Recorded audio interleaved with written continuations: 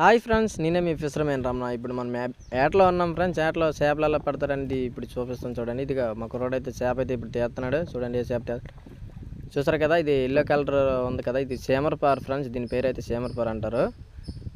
దీని రేట్ వచ్చి ఒక 300 ఉంటుంది కిలో. చూసారు కదా, ఇదే విధంగా ఎర్ర అయితే కొడుతున్నాడు.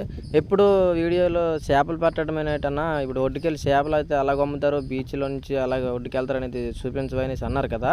ఇప్పుడు నేను ఒడ్డుకెళ్ళేసి చేపలు అయితే అలాగ అమ్ముతారు చూపిస్తాను చూడండి.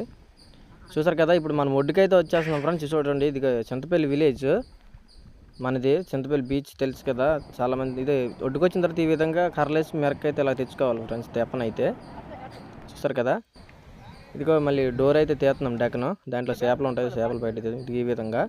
ఈ చేపలు అయితే ఫస్ట్ శంఖం తీసాం ఫ్రెండ్స్. ఈ శంఖం అయితే అమ్మడం అవుతుంది. ఇదిగో 2000 రూపాయలు అయితే వచ్చాయి ఇవి.